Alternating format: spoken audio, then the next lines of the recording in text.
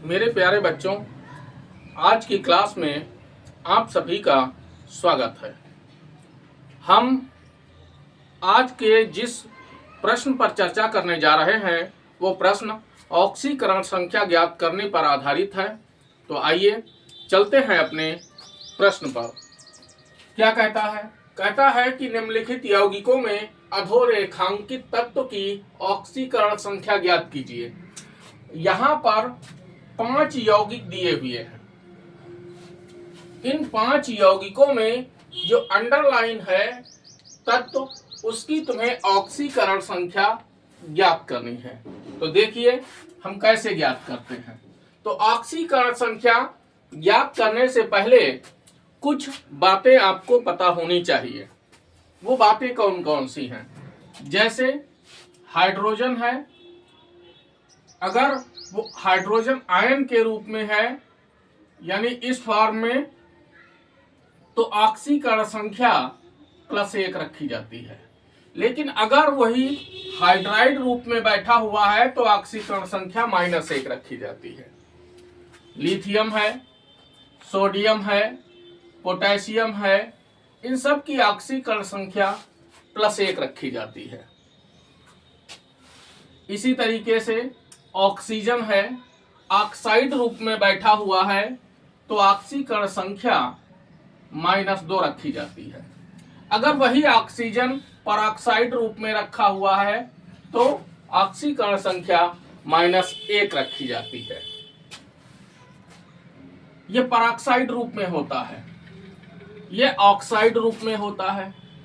जितने भी हैलोजेंस हैं, जैसे फ्लोरीन है, क्लोरीन है, ब्रोमीन है, आयोडीन है, इन सब की ऑक्सीकरण संख्या -1 रखी जाती है। अगर कोई अक्रिय तत्व है, जैसे हीलियम है, नियान है, आर्गन, क्रिप्टॉन, जेनान, रेडन है ना, तो इनकी जो ऑक्सीकरण संख्या है वो 0 मानी जाती है। इसके अलावा जैसे एल्यूमिनियम है, ऑक्सीकरण संख्या +3 रखी जाती है। बात समझ में आई? बाकी जो बचते हैं उनमें अधिकांश की ऑक्सीकरण संख्या ज्ञात की जाती है। अब देखिए, आइए अपने सवाल पे चलते हैं। जैसे पहला है H2SO4। इसमें आपको सल्फर की ऑक्सीकरण संख्या ज्ञात करनी है। हमने माना S की ऑक्सीकरण संख्या बराबर X। ठीक है।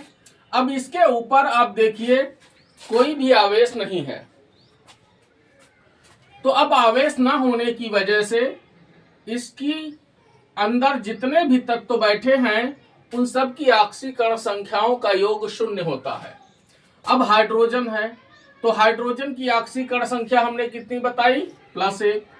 आप प्लस माइनस जो भी हो चिन्ह लगा के रखिए।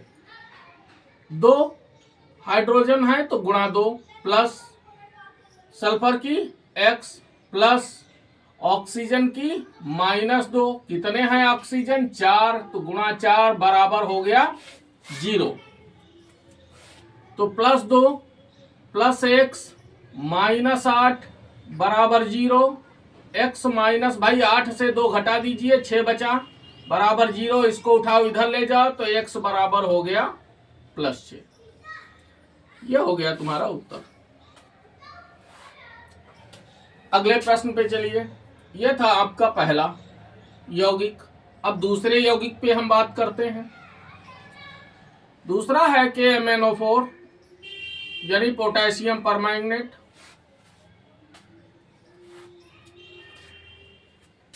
इसमें मैंगनीज की ऑक्सीकरण संख्या निकालनी है।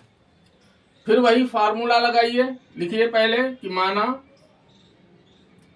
Mn की ऑक्सीकरण संख्या यानी ऑक्सीडेशन नंबर बराबर X। पोटेशियम की हमने कितनी बताई? +1। देखो ये तुमको इतना जो है ये बिल्कुल रटा होना चाहिए।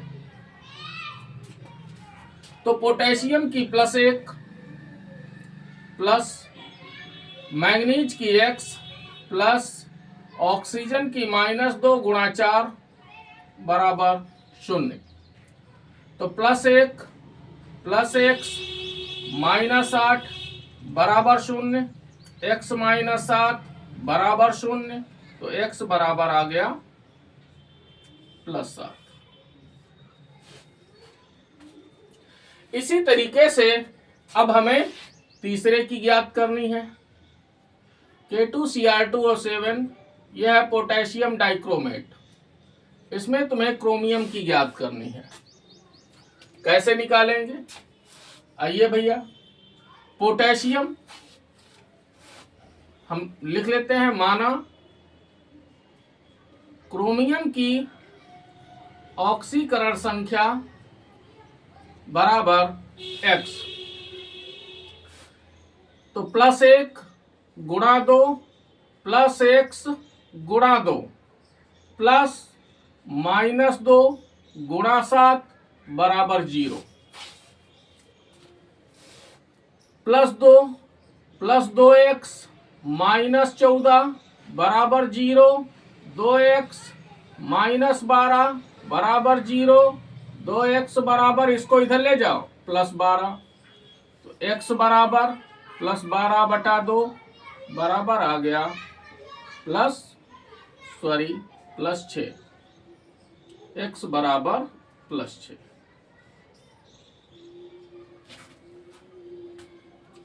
बात समझ में आई? अगला सोडियम फास्फेट है।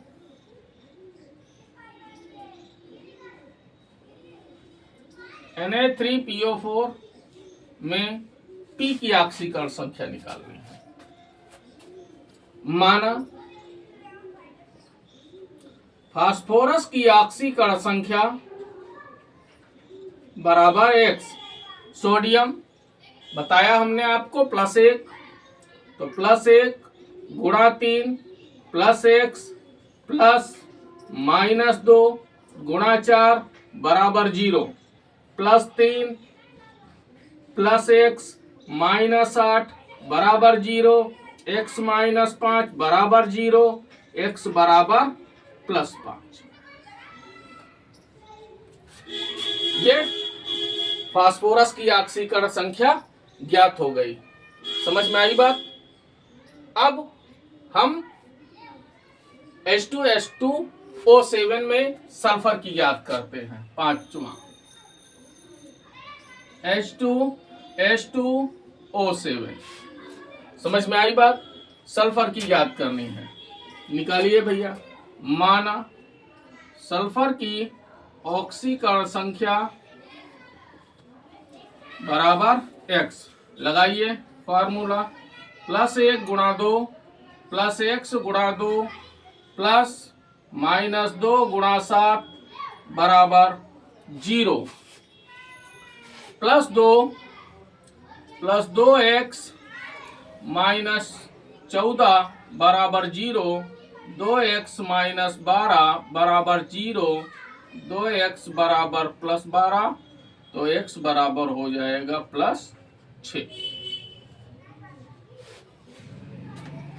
इस तरीके से आपको ऑक्सीकरण संख्या ज्ञात करनी है।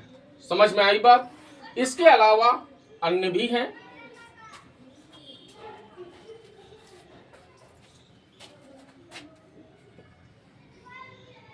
देख लीजिए, खूब अच्छे से समझ लीजिए, उतार लीजिए अपनी कॉपी पर।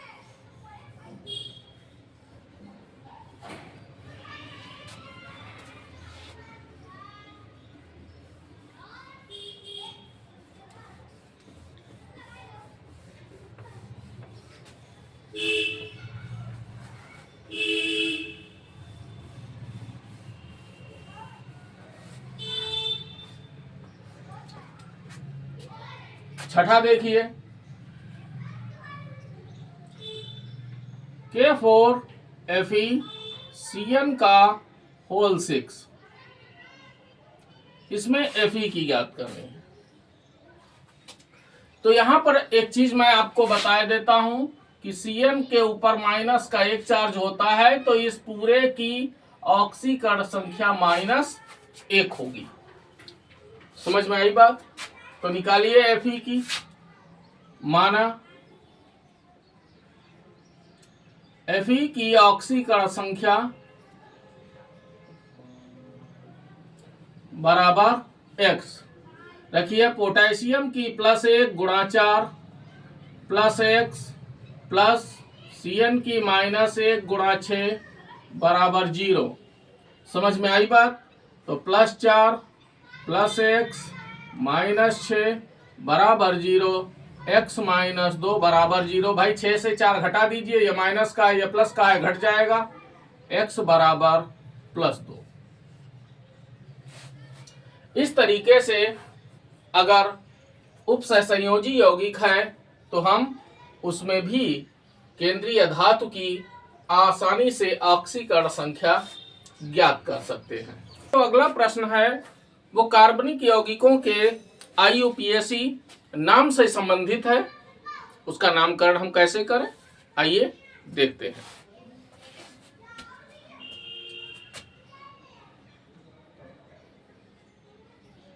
निम्नलिखित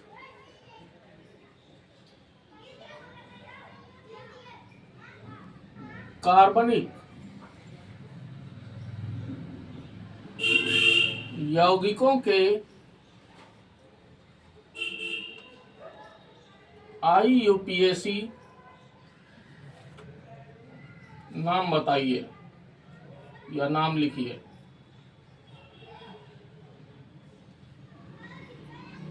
देखिए भैया, यौगिक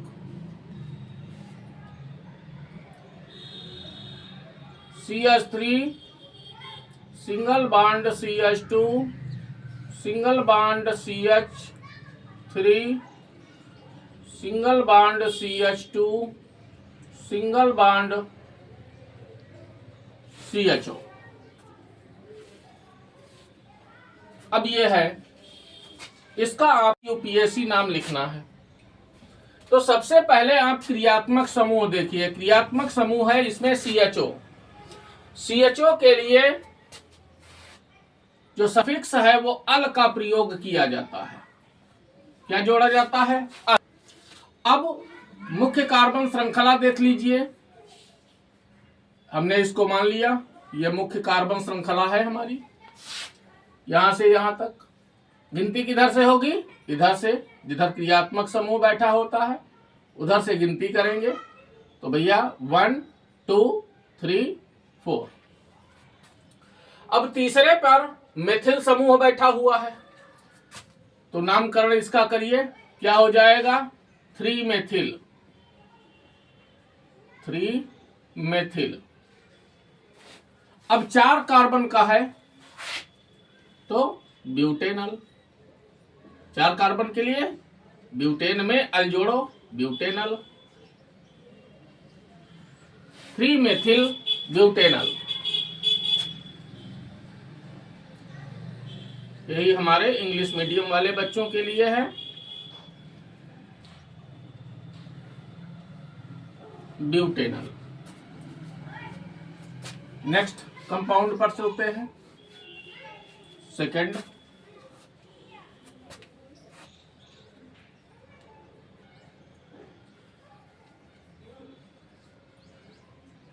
CH3 CH2 CH2 COOH।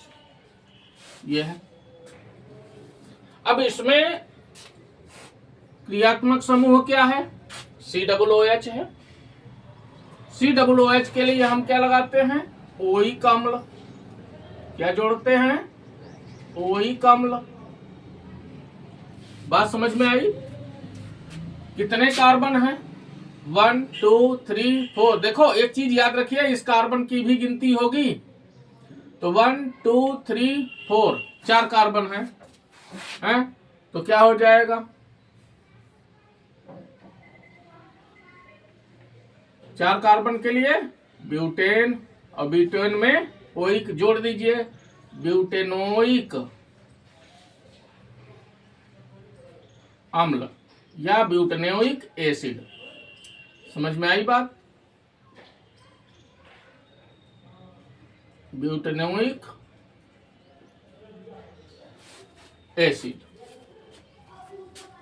तीसरा, अगले पे आ जाइए।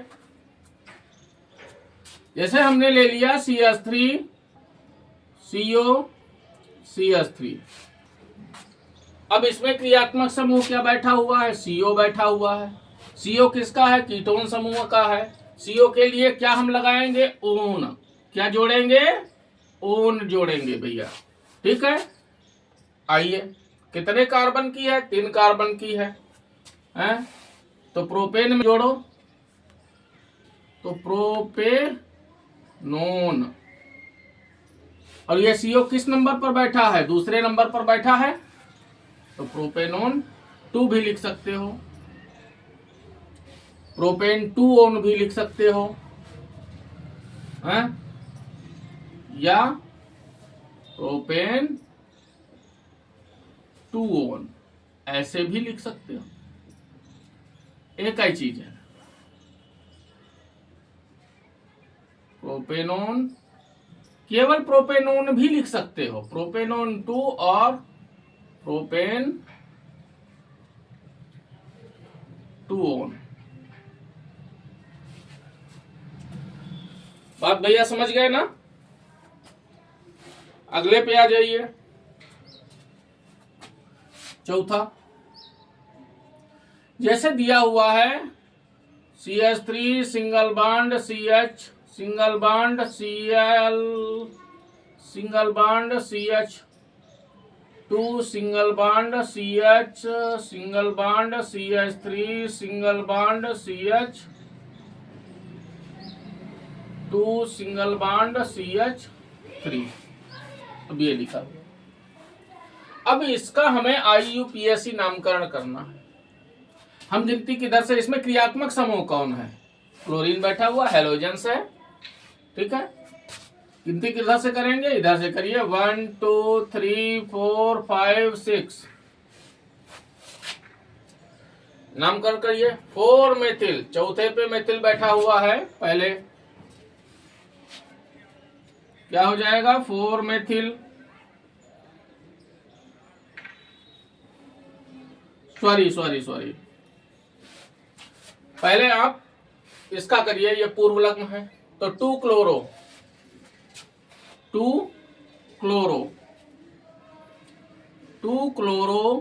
4 मेथिल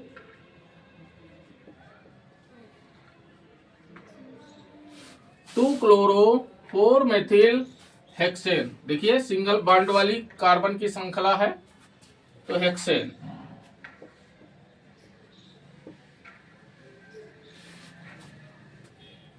बात समझ में आई? इस तरीके से नामकरण इनके होंगे। ऐसे ही अगला,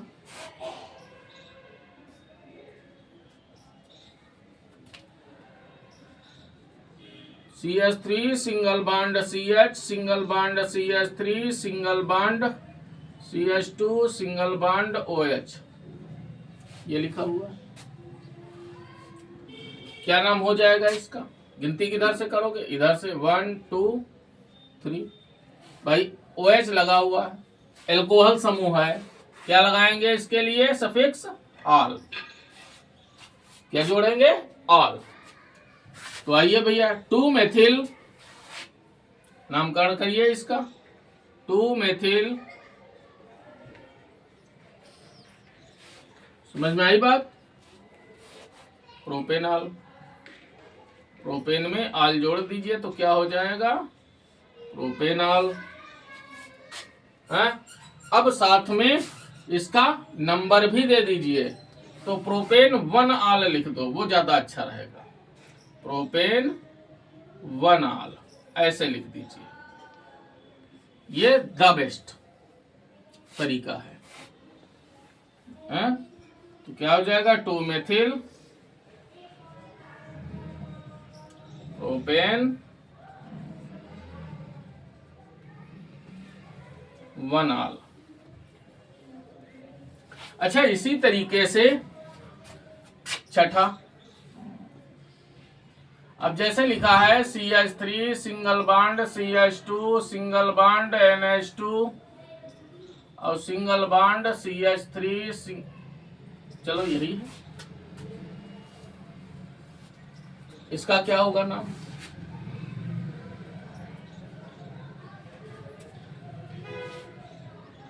बोलो भैया।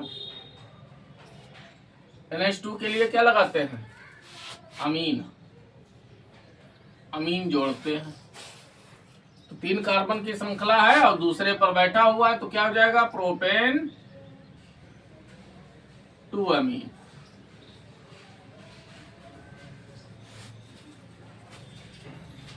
समझ में आई बात? प्रोपेन 2 अमीन।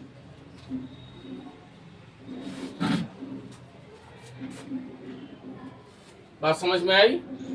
इसी तरीके से 7वां देखिए, जैसे लिखा हुआ है CH3 single bond O single bond CH2 single bond CH3, ये लिखा हुआ है। कौन सा समूह है ये? ईथर समूह है। ईथर समूह के लिए क्या लगाते हैं? ऑक्सी। क्या लगाएंगे? ऑक्सी। किसके साथ में जाएगा ये? छोटे एल्किल समूह के साथ में है, तो क्या हो जाएगा? मेथॉक्सी। मेथॉक्सी, और ये 2 कार्बन वाली रह गई श्रृंखला, तो एथेन। Methoxy ethane. बात समझ में आई? इसी तरीके से अब जैसे 8वां है, लिखा हुआ है HCHO। अब इसमें केवल एक ही कार्बन है, CHO समूह जुड़ा हुआ है। क्या है ये? एल्डिहाइड समूह है, जैसे यहां था। तो क्या हो जाएगा? एक कार्बन के लिए मेथेनल। क्या होगा? मेथेनल। बात समझ में आई? इस तरीके से और भी ढेर सारे हैं, आप इनका रिवीजन कर लीजिए जो हमने आपको पढ़ाया है, ठीक है? और इस पर आधारित आपको प्रश्न मिल सकता है वार्षिक परीक्षा में। अच्छा, इन सब के अलावा कौन कौन से प्रश्न आपके वार्षिक परीक्षा में आ सकते हैं जो थ्योरी से संबंधित हैं? तो मैं बता देता हूं, आप उसको तैयार कर लीजिए अच्छे से। एक, जैसे समस्थानिक संभारिक में अंतर, ये तैयार कर लीजिए, ठीक है? इसके अलावा पाउली का अपवर्जन नियम है, ये तैयार कर लीजिए। हाइजेनबर्ग का अनिश्चितता का सिद्धांत है, ये तैयार कर लीजिए। आप बाउ का नियम है, ये तैयार कर लीजिए आप, हैं? ये आपके वार्षिक परीक्षा में आ सकते हैं। ऐसे ही हेस का स्थिर ऊष्मा संकलन का नियम, ये भी आप तैयार कर लीजिए, हैं? ये आ सकता है। इसके अलावा और क्या आ सकता है? विद्युत संयोजी बंध है, सहसंयोजी बंध है, उप सहसंयोजी बंध है, ये तैयार कर लीजिए। संकरण पूछा जा सकता है, sp संकरण, sp2 संकरण, sp3 संकरण, ये तैयार कर लीजिए आप। और क्या पूछा जा सकता है? विद्युत संयोजी बंध है, उपसह संयोजी बंध है, सहसंयोजी बंध है। सहसंयोजी बंध का विदलन पढ़ लीजिए, सहसंयोजी बंध का विदलन पूछा जा सकता है। समझ में आई बात? इसके अलावा और क्या आ सकता है? आप मेथेन के निर्माण की विधि, मेथेन के रासायनिक गुण, एथेन के निर्माण की विधि, एथेन के रासायनिक गुण, एथिलीन के निर्माण की विधि, एथिलीन के रासायनिक गुण, और एसिटिलीन के निर्माण की विधि, एसिटिलीन के रासायनिक गुण, ये भी आप पढ़ लीजिए। इनमें से आपको एक 100% मिल सकता है, या ऐसे प्रश्न हैं इसमें से जरूर ही आ सकता है। मुक्त मूलक, आयन में अंतर बहुत इंपॉर्टेंट है, आप इसको भी तैयार कर लीजिए। बात भैया समझ गए ना? तो इतना मटेरियल, और भी अगर आपको कुछ लगता है कि हाँ महत्वपूर्ण है तो आप उसको भी पढ़ लीजिए, उसको भी तैयार कर लीजिए। आपकी जितनी भी तैयारी अच्छी होगी, पेपर आपका उतना ही अच्छा होगा। बड़ा ही परिश्रम के साथ पढ़ाई करिए। यही समय आपके लिए अत्यंत मूल्यवान है। जीवन में आगे बढ़ना है तो अभी से परिश्रम करना सीख जाइए। अगर परिश्रम आप करेंगे तो सफलता बेटा एक न एक दिन जरूर मिलती है। समझ में आई बात? अब हम आपसे नेक्स्ट वीडियो में मिलेंगे। तब तक के लिए वेट कीजिए और हमारा वीडियो जरूर देखिए। धन्यवाद।